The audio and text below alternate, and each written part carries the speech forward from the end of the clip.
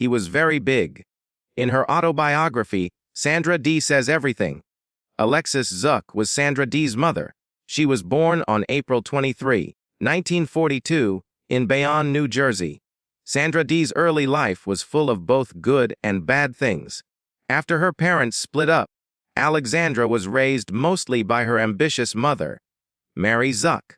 From a young age, she was pushed into show business. Her mother saw how pretty and poised she was and told her she should start modeling. When she was younger, Sandra Dee had already been in a lot of paper ads and TV commercials.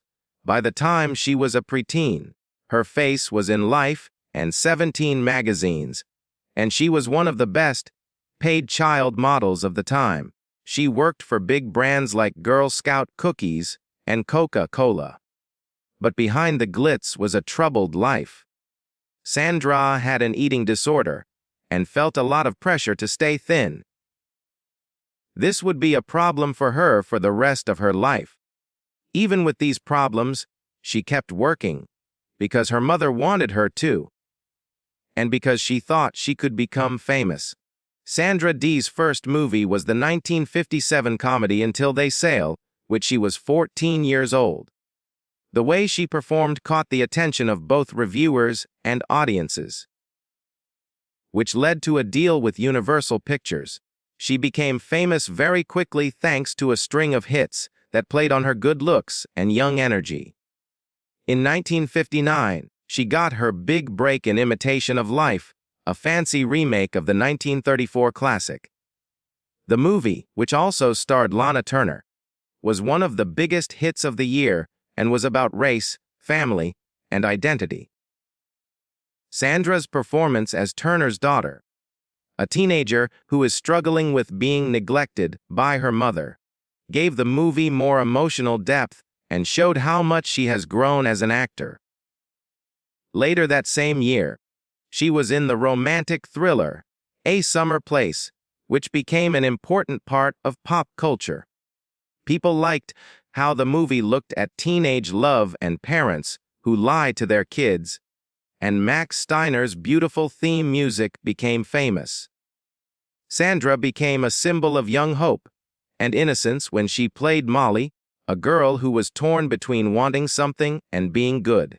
In the early 1960s, Sandra Dee was in a string of movies that did very well at the box office, such as Gidget, 1959, Tammy Tell Me True, 1961, and If a Man Answers, 1962. She played a very important part in Gidget. That movie started the beach party movie genre and made the carefree, happy American kid into a stereotype. The role of Gidget would be played by other actors and on TV, but Sandra Dee's performance is the definitive one. It was easy to picture her as the girl next door because she was always happy, had blonde hair, and big eyes. She became well known. Teen magazines loved her, and young girls looked up to her. But the studio's marketing machine also made things hard for her. She was usually cast in romantic comedies and dramas, and she didn't get many chances to try out more difficult parts. Sandra Dee played the lead role in Tammy and the Doctor, the last movie in the popular Tammy series, which came out in 1963. This was the last time she would work with a figure that had become famous in American pop culture for being sweet and innocent. Debbie Reynolds and other actresses had already played Tammy, a sweet and brave young woman from the South who has to deal with the complicated modern world. But Dee had a special mix of sweetness and confidence that really hit home with people. In Tammy and the Doctor, Dee played the lead role opposite Peter Fonda. The movie kept the same lighthearted, romantic tone as its predecessors, but it also quietly showed how American movies were changing in the early 1960s as more serious themes started to show up in popular movies. This movie wasn't just the next part of a famous series. It was also a turning point in Dee's career, as she moved away from the image of a teen sex star. In the same year, She was also in the hit comedy Take Her, She's Mine, which starred James Stewart. The movie, which was based on a play by Henry and Phoebe Ephron, was inspired by Nora Ephron's real-life events. Nora Ephron would go on to become a famous author and director. Dee played a young woman named Molly Michelson, whose artistic independence makes her overprotective father angry. The part gave Dee a chance to show how funny she could be, while also exploring more complex emotional ground. This showed that she might be ready for more mature roles in the future. People still like her, as shown by the movie's box office success. Her role in the movie hit home with young women who could relate to the cultural changes and generational conflicts of the early 1960s. Sandra Dee's fame was still going strong at the end of 1963. The annual motion picture Herald poll found that theatergoers ranked her as the 8th best star in the country. This ranking, which put her in the company of big stars of the time, showed how popular she was and how well she did at the box office. But this was her last time in the top 10, and it was the start of a slow drop in her popularity among mainstream audiences. It became less popular for Dee to be portrayed as the pretty girl next door as Hollywood started to like edgier, more socially important movies and character studies with more depth. A musical love comedy called I'd Rather Be Rich came out in 1964. It was based on the 1941 movie It Started with Eve. As before, she worked under the direction of Ross Hunter, a producer who was friends with Bobby Darin, and later became her husband. Dee was chosen as Cynthia Dullan in the movie to show off her charm and musical skills. A spirited heiress stuck in a web of mistaken identities and romantic mistakes. I'd Rather Be Rich wasn't a huge hit with critics, but it was a nice feel-good movie that tried to cash in on the musical comedy trend and Dee's still strong fan base. It showed that Hunter still thought Dee was a leading lady and wanted to give her cars that played to her skills. After a year apart, in 1965, Sandra Dee and Bobby Darin worked together again in the love comedy That Funny Feeling. In this movie, they're second together on the big screen after Come September 1961. They played a couple in New York City who are getting to know each other and dealing with the problems that come with a new relationship. People were excited to see the real-life husband and wife team up again. The movie had a fun tone and good acting, so it was a moderate hit. Behind the scenes, though, Dee and Darin's marriage was starting to show signs of stress, which was very different from how well they got along on screen. Unfortunately, their personal relationship was not always easy, but the movie shows how popular they were as a couple in Hollywood. Sandra Dee was in the spy comedy A Man Could Get Killed in 1966. It also starred James Garner, Melina Mercury, and Tony Franciosa. This movie was her last project under her long-term deal with Universal Pictures, the company that made her a big star in the movie theater business. There were a lot of spy spoofs and action comedies in the 1960s, thanks in large part to how popular James Bond movies were around the world. There were mixed reviews for the movie, but it is remembered for presenting the song Strangers in the Night, which would later become a huge hit for Frank Sinatra. For Dee, the movie marked the end of a time in her personal and work life. When she left Universal, it meant the end of her career with the help of a record company, and the start of her slow withdrawal from public view. In the early 1960s, Sandra Dee did more than just act. She also tried her hand at music. She wasn't really known as a singer, but she did make a few singles that showed off her soft, beautiful voice. Nat King Cole and Doris Day made the song When I Fall in Love popular and one of her recordings was a cover of that song. According to Dee, her version of the song showed a sensitive and open side of her work, being as emotionally honest as she was on TV, which made her so likable. Even though she didn't do much singing, it added to her public image and showed that she had more skills than people usually gave her credit for. The majority of the time, these songs came out in conjunction with her movies or TV shows. They weren't huge hits, but fans who loved her soft voice and versatility still love them. Sandra Dee married one of the biggest music stars at the time, Bobby Darin, in 1960. Darin was an actress and pop singer. Their wedding got a lot of attention and became one of the most famous couples in Hollywood history. In September 1961, they met on the set of a movie. Even though Sandra's mother didn't like the idea at first, she and Darin ran away together soon after. Their marriage was full of love and trouble. Dee married Darin when she was only 18. She loved him deeply, but the stresses of fame, work problems, and her own fears made their relationship difficult. In 1961, they had a son named Dodd.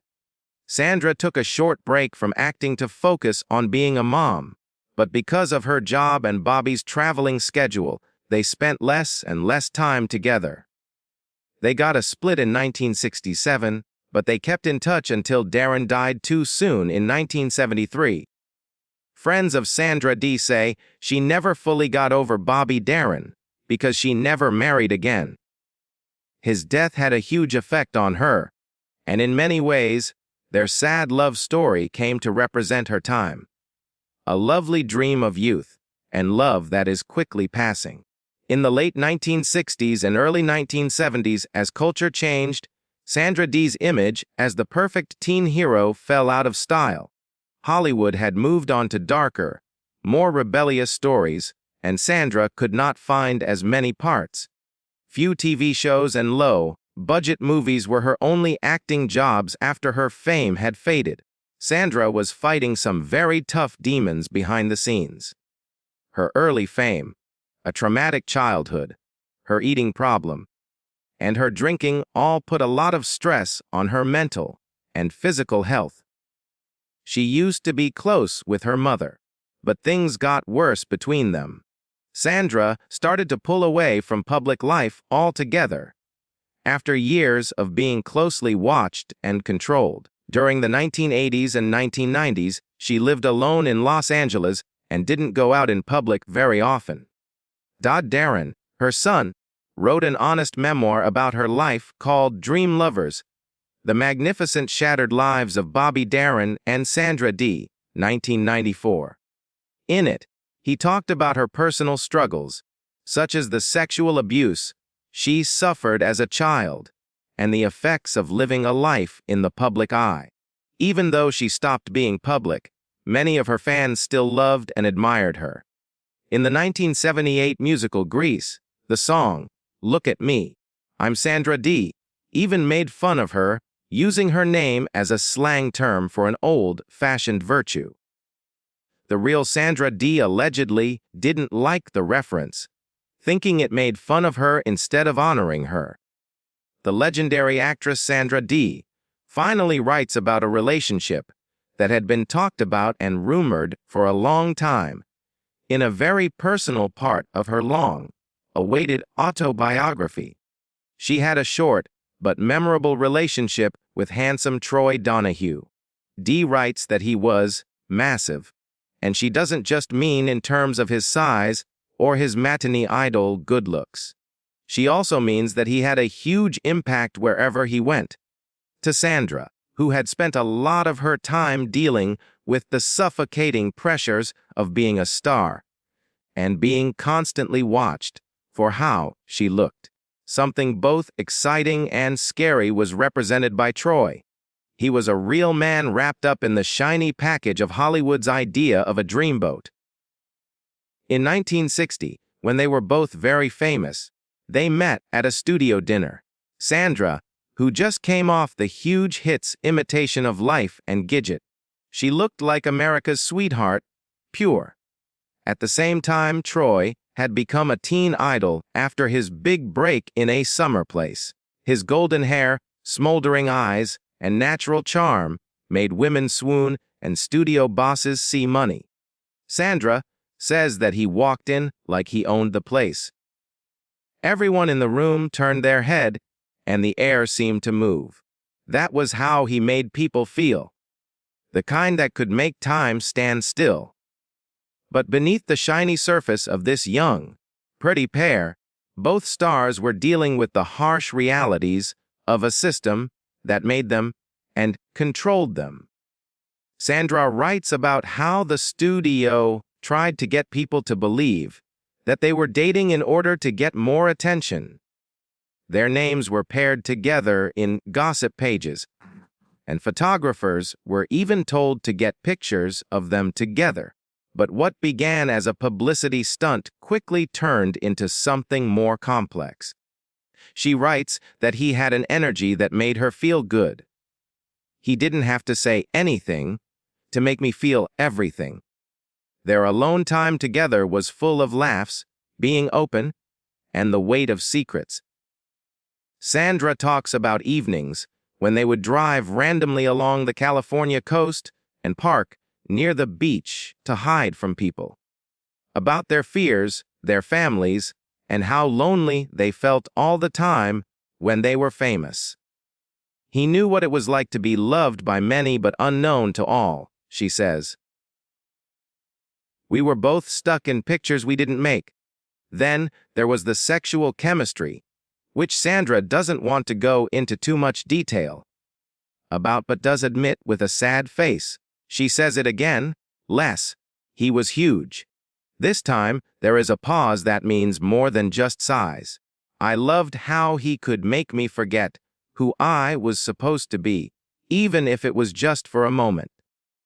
Troy was a taste of freedom for a woman who had been tightly managed by her mother, her studio, and the media. Not following the rules, this man was a little dangerous and hard to predict. The love story, like many in Hollywood, burned out quickly though, and quickly went away. Sandra writes that they became less close because of the stress of their jobs and the disapproval of the people who control their images. She says that we were both being written like parts in someone else's story. We were never given the chance to choose our own finish. Still, the thought of him makes her feel a mix of love and sorrow. In the most moving part of her book, she thinks about what could have been.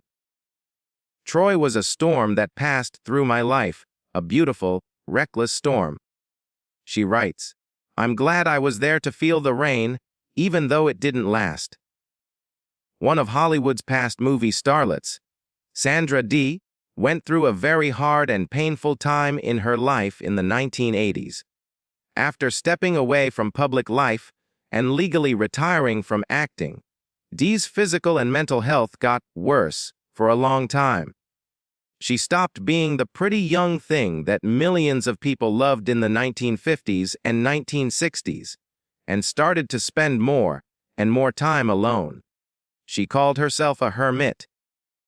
The glitz and glitter that used to define her public image faded into the background. In its place, she went through long periods of loneliness and pain behind closed doors. During this time, Dee was fighting a quiet but constant war with a number of serious health problems. Anorexia nervosa was the worst of them. She had had this problem for a long time, but it got a lot worse after she left Hollywood. The pressure to always look perfect in the entertainment business started the seeds of her eating disorder when she was young, and the problems only got worse when she stopped being in the spotlight. Along with her eating problem, Dee had a terrible time with depression and alcoholism, which often made each other worse in a vicious cycle. A string of personal losses and failures made her feelings even worse. But the death of her beloved mother, Mary Duvon, was the worst. Mary died of lung cancer on December 27, 1987, at the age of 63. It broke Dee's heart, whose relationship with her was very close and often depending on each other. Since Dee was a child, their relationship had been very important to her, and Mary had helped her with many of her early jobs. Dee felt lost after the loss. After that, she went through one of the worst times of her life. Dee shut herself off even more because she was sad and didn't have her mother to comfort her. Interviews with other people afterward showed that she had been living alone for months, eating only soup, crackers, and Scotch whiskey. Her body started to break down, and she lost weight until it was 80 pounds, 36 kilograms, which is very dangerous. The situation got worse to the point where her health was in grave danger. At one point, Dee started throwing up blood, which meant her body could no longer handle the abuse it was going through. Out of fear and a desire to save her, her only child from her marriage to singer and actress Bobby Dodd Darin, stepped in to help. He persuaded her to get professional help from a doctor and a psychiatrist. It was a big change. After seeing doctors and therapists, began a long and painful process of getting better. Her situation slowly got better, and there were signs that her mental health was getting better. She thought about getting back in touch with life in a deeper way for the first time in a long time. During this time of healing, Dee even said she was interested in going back to work, but not in movies, but in a situation comedy on TV. She said that what drove her was a need to connect and feel like she belonged. She wanted to be with a family again, even if it was just a made-up one on TV. This return never happened, but it showed how much she wanted to heal, find meaning in her life again, and get back even a small part of her identity that she had lost. It's too bad that the effects of her years of heavy smoking and drinking finally caught up with her. Dee was told she had kidney failure in 2000, which was a very bad news that made her face the truth about her health. She stopped drinking altogether because she wanted to live. During the last 4 years of her life, she needed dialysis every day. Even though she was very sick, she kept a quiet dignity and kept living as best she could with the help of her son and a small group of friends and helpers. Sandra Dee died on February 20, 2005, from problems caused by her kidney disease at the LAMC Los Robles Hospital in Thousand Oaks, California. She was 62 years old. Her death ended a life that had been full of fame and potential, but also years of terrible pain that no one knew about. She was buried in a crypt at Forest Lawn Memorial Park Cemetery in the Hollywood Hills, which is where many of the most famous people in the film business are buried. Even though she had a hard time in her last few years, Dee is known today as both the famous actress with the golden hair and the innocent charm who faced her demons with quiet courage and the love of her son.